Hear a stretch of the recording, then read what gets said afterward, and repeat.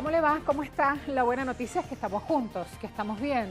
Es viernes, pero la mala noticia es que debemos hablar de economía. Así las cosas, titulares a esta hora.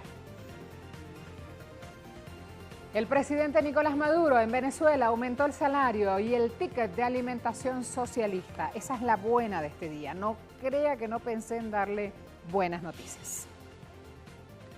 Y hay una que levanta repercusiones. De hecho, cerraron las bolsas con grandes altibajos, con números rojos. A cero en mano, Trump está desatando una guerra comercial. Y Netanyahu amaneció así, interrogado por octava vez por casos de corrupción. Y como ayer se habló tanto de Rusia, Vladimir Putin estuvo enviando un mensaje no solo a su país, sino al mundo. Hoy estamos analizando justamente esos datos económicos del país que pesan y cuánto en la balanza mundial.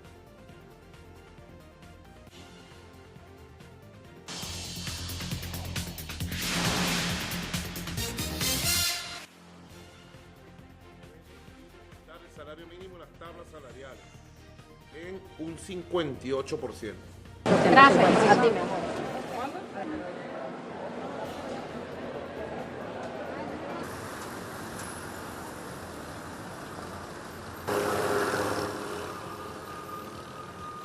Aumento del salario mínimo legal, aumento de tablas laborales de la administración pública, aumentos aplicables a partir del 1 de este mes. Allí el presidente Nicolás Maduro junto al vicepresidente de la Nación, Tarek El Aissami, hacían esta comunicación al pueblo venezolano en la jornada de ayer. Hablamos de sueldo mínimo que pasa de 248.510 a 392.646, aumentó 58%. Sexta ticket socialista, como le llaman aquí al bono de alimentación, vamos a ver, subió de 549.000 bolívares a 915.000, ¿sí?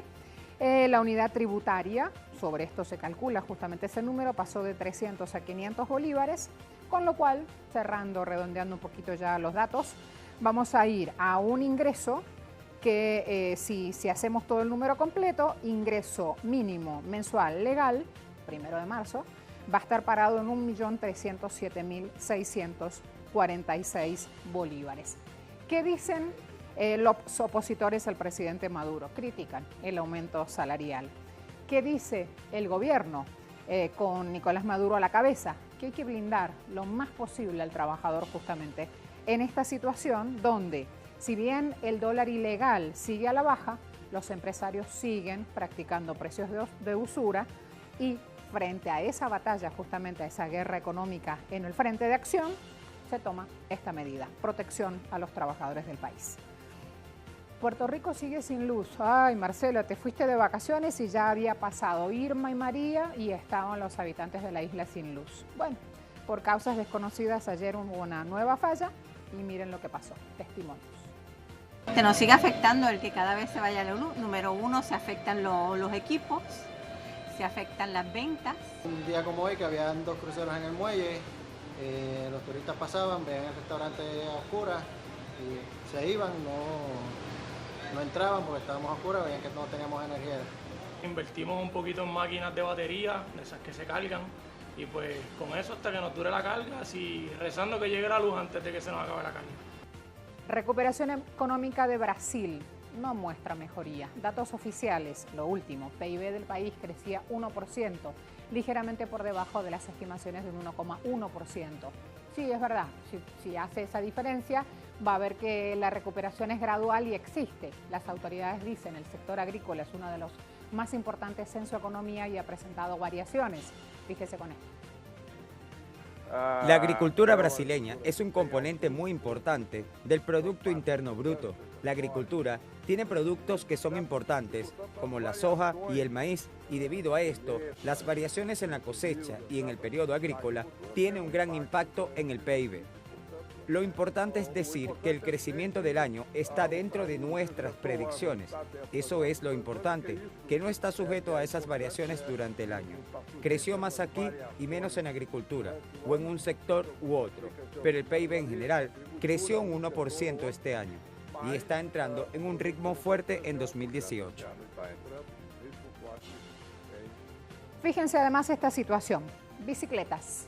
Dejamos las bicicletas financieras y vamos a ver estas otras bicicletas. Ofo y Mobique o Mobike van a dar sus servicios en Monterrey, Guadalajara y Ciudad de México. Así está previsto el debut en el país, una de las grandes ciudades del mundo, de las más congestionadas también, 21 millones en su área metropolitana.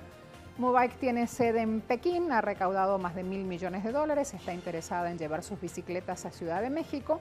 Ofo en Beijing ya ha recaudado más de 1,3 millones en capital de riesgo y así las cosas prepara este desembarco. México tiene problemas y retos bien interesantes que podemos desarrollar y sabemos que es un mercado que bien controlado, que bien manejado, que bien regulado nos puede dar la manera en cómo podemos atacar las demás ciudades de Latinoamérica. Latinoamérica es un mercado que tiene muchísima necesidad de movilidad. Compartimos mucho con nuestros hermanos latinos en todo el continente y creemos que México ha sido un bastión para que estas opciones puedan llegar hacia abajo. Y ahí aparece la otra cuestión, ¿no? Energía limpia, energía verde, unido a esa necesidad de transporte en distintos países, aparece esta opción. Usted verá si con el largo del tiempo se va haciendo sostenible, si todo está preparado en la gran ciudad para esa movida con las bicicletas, por ejemplo, en Capital Federal, en Buenos Aires, Argentina, quienes circulan por las calles de esa ciudad dicen que así como están implementadas las ciclovías, se han convertido en un punto peligroso para trasladarse, aunque reconocen que obviamente es mucho más barato que moverse en cualquier otro tipo de transporte, metro, transporte terrestre. Me voy a Argentina. Fíjense, jornada de ayer, periodo de sesiones ordinarias del Congreso, el presidente Macri dijo, ese crecimiento invisible sucedió. Esa base existe, es firme.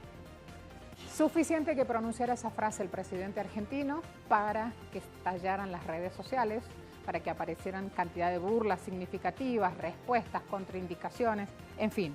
Se juzga en este momento en la gestión, en la presentación de Macri, qué indicadores, qué datos económicos del país dio. Cuando habló de inflación, por ejemplo, cuando habló de un déficit fiscal, que hay que decir que equivale al 3,9% del PIB en el año 2017, una tasa de desocupación que el año pasado se situaba en 8,7%. Fíjense allí los distintos pronunciamientos y aquí podemos ver cómo la clase media se beneficia directamente del crecimiento invisible, dice Pascual. Tenían también ahí, el salario le ganó a la inflación y así lo ubican a Macri. Asamblea Legislativa lo hizo de nuevo, saluda a nadie. Si pueden ampliar sobre la foto, esta es una foto que se viralizó en la jornada de ayer. Solo este hombre, así se veía y así estaba Plaza de Mayo. Entonces, obviamente, esta foto marcó un punto con gente invisible y un país invisible, marcó un punto en redes sociales en la jornada de ayer.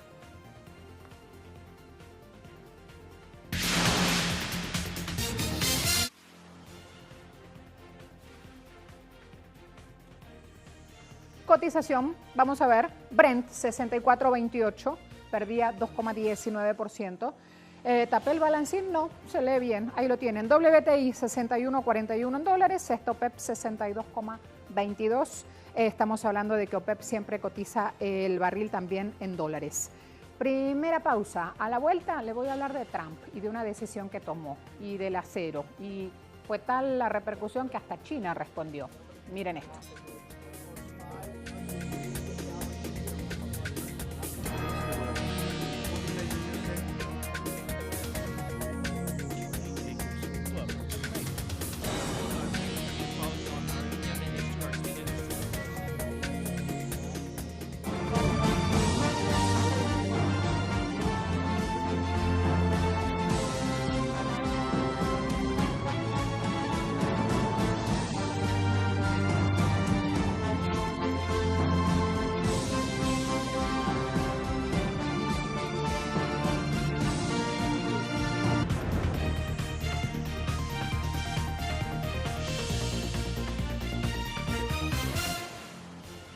Sí, lo conté en los titulares, ya alguito le adelanté. La policía de Israel interrogaba hoy a primera hora al primer ministro Benjamin Netanyahu por nuevos casos de corrupción.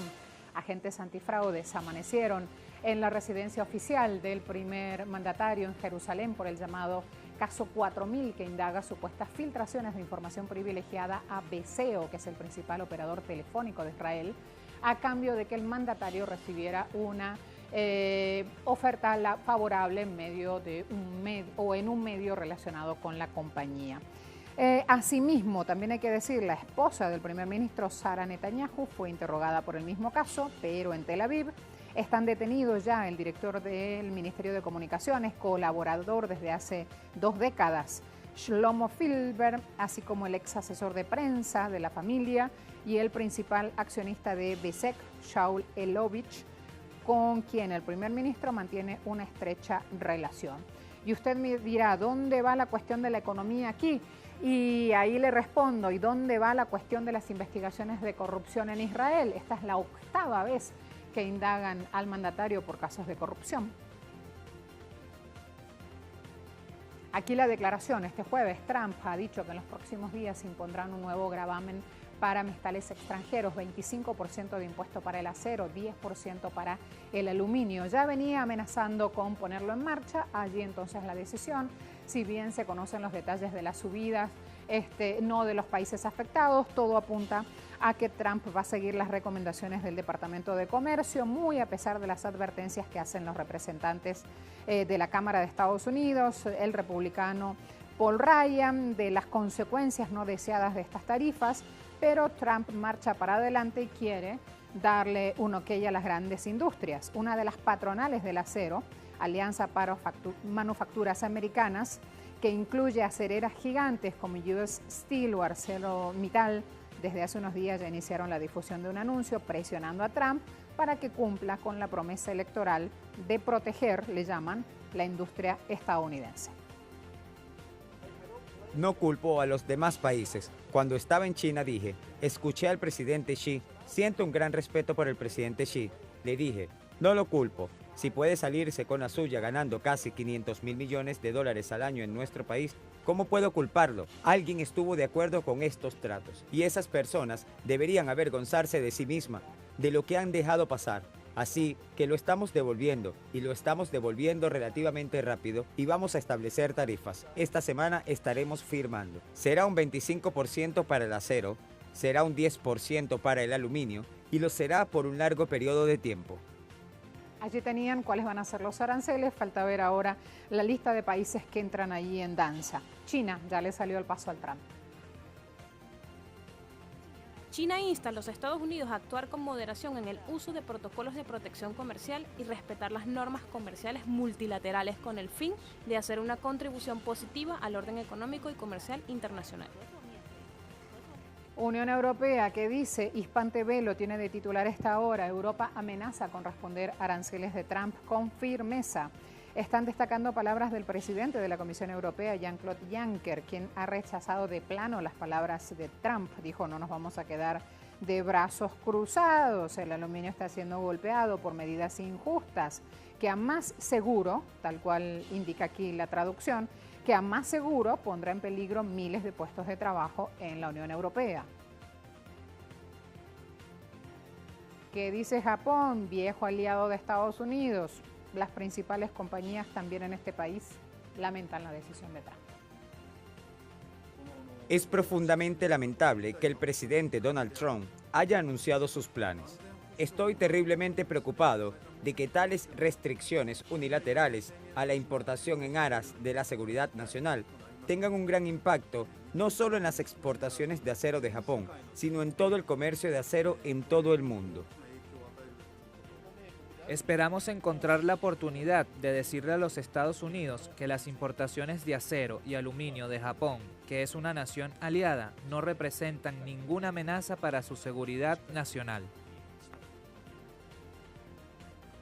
Y antes de ver cómo los mercados se fueron a pique, veamos la postura de Canadá.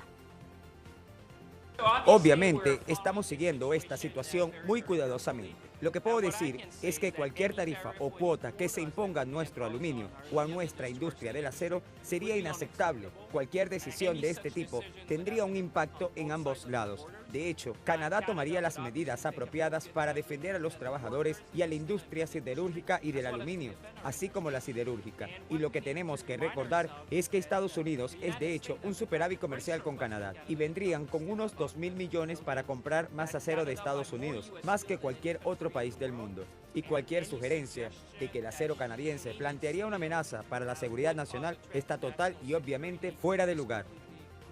Los temores de una escalada de guerra comercial sacudieron los mercados asiáticos, afectaron especialmente precios de acciones de siderúrgicas y fabricantes de mercados estadounidenses. Índices de Wall Street caían por este temor. Índice industrial, el Dow Jones, también bajaba 1,68%, llegó incluso a perder 2%. Socios comerciales de Estados Unidos, caso Unión Europea, Canadá, ya veían las advertencias. El Nasdaq, otro indicador de valores tecnológicos, también cedía 1,27%. En Asia también se dieron abruptas caídas este viernes. El índice de referencia de Hong Kong abrió en un 1,39% menos. Los mercados de Corea del Sur abrieron con fuerte caída también. El Kospi, como se llama el indicador en ese país, cayó a 2.392,31, bajaba 1,44% respecto a la jornada anterior. Trump insiste apostando al proteccionismo. China insiste en ampliar significativamente el acceso a su mercado para otros países. Están destacando en este portal las palabras de Wang Yi: estaremos más involucrados en la economía internacional y reglas comerciales.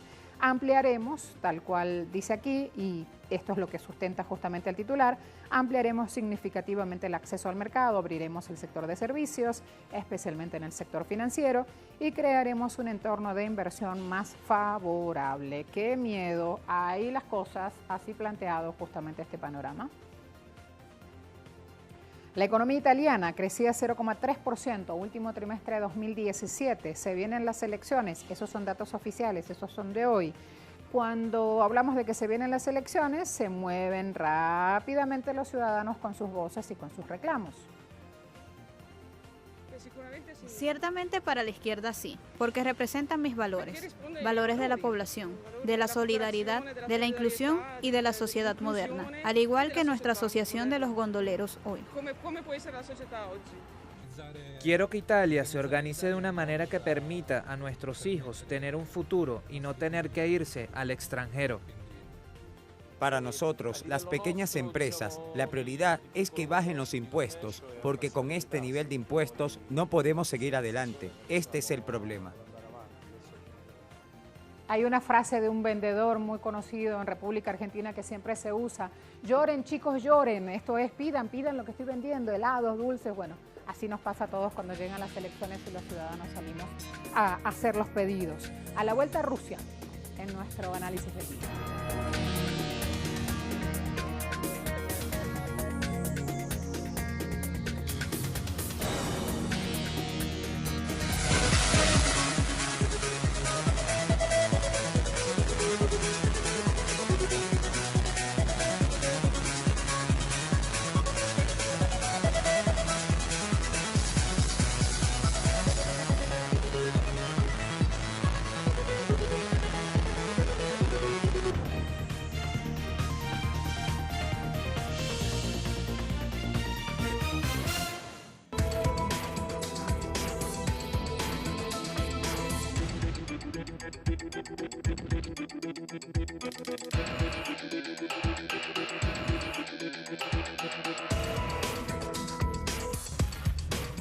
Quédense aquí, a ver, se lee ese titular: presidente, economía rusa debe lograr un crecimiento superior al promedio mundial.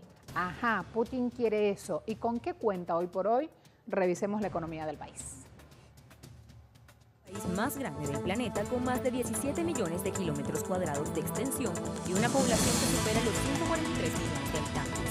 Es la 12ª economía más grande del mundo, con alrededor de 1,3 billones de dólares de Producto Interno Bruto, una cifra ligeramente superior a Australia o España y mucho más grande que las economías emergentes como México, Indonesia y Taiwán. En materias primas, Rusia es el segundo mayor exportador de petróleo del mundo después de Arabia Saudita y el mayor exportador mundial de gas natural. Es también el tercer productor mundial de oro después de China y Australia y por delante de Estados Unidos. se ha convertido en uno de los principales jugadores geopolíticos con mejores fortalezas económicas y un poderío militar que le hacen una potencia difícil de ignorar, pese a los esfuerzos de los medios occidentales en insistir que es un gigante con pies de barro sustentado en un modelo económico ineficiente. Su interconexión con la economía mundial se verifica en su historial de crecimiento.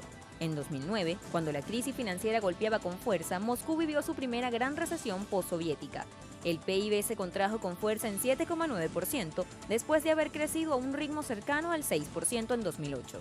A pesar de la recuperación de los años siguientes, Rusia atravesó otra recesión entre 2015 y 2016 debido a una serie de sucesos geopolíticos, el estallido de la crisis ucraniana por la adhesión de Crimea y la posterior imposición de sanciones económicas y comerciales por parte de Estados Unidos y sus aliados occidentales. En el mismo periodo también restó crecimiento la prolongada caída de los precios del petróleo que tambaleó la estabilidad de la moneda nacional, el rublo. Y cuando hoy se habla de las líneas maestras que ayer esbozó Putin en su discurso, no dejemos de tener en cuenta lo que viene luchando y lo que viene haciendo de 5 años para esta parte el mandatario en su gestión. En medio de las dificultades, Rusia ha logrado una capacidad de adaptación, aún en las peores condiciones, de boomerang de sanciones, aún en medio de todos los señalamientos y de las caídas en los grandes avatares mundiales, donde también tiene mucho que ver y donde también se ve afectada. A pesar de todo eso, Rusia sale adelante y cranea de aquí a un mediano y largo plazo seguir en la senda del crecimiento. Pese a que Moscú perdió unos $55.000 millones por las imposiciones de Estados Unidos, la economía rusa ha superado el estancamiento y en 2017 creció de manera sostenida. Los datos mensuales y trimestrales del Servicio Estatal de Estadísticas, Rosstat, revelan un crecimiento de entre 1,4 y un 1,8%. Gracias a una cuidadosa política financiera, el Kremlin fue capaz de superar los años de crisis en grandes pérdidas, y aunque las sanciones por parte de la Unión Europea y de Estados Unidos hayan impactado a las empresas rusas de manera negativa, el país pudo hacer frente a las medidas. La deuda soberana se mantiene a raya, y con el presupuesto 2017, el Ejecutivo incrementó la inversión pública mientras lo redujo en otros campos, a fin de reducir el déficit y estimular la demanda. Y es que si en algo ha trabajado Rusia es en la búsqueda de alternativas para sortear lo que Estados Unidos y sus aliados europeos esperaban con ansias, el derrumbe de la economía nacional. Y los datos indican que las sanciones se han convertido en un estímulo. La Oficina Nacional de Estadísticas asegura que en el segundo trimestre de 2017 los indicadores económicos de los sectores industriales rusos crecieron un 2,5% en comparación con el mismo periodo de 2016, lo que demuestra no solo lo estable que es la economía rusa, sino también su rápido crecimiento. La industria mecánica se ha convertido en una de las locomotoras del crecimiento de la economía rusa. Según datos de la agencia Rosstat, durante los últimos 11 meses el crecimiento de sus principales ramas aumentó en un 50%.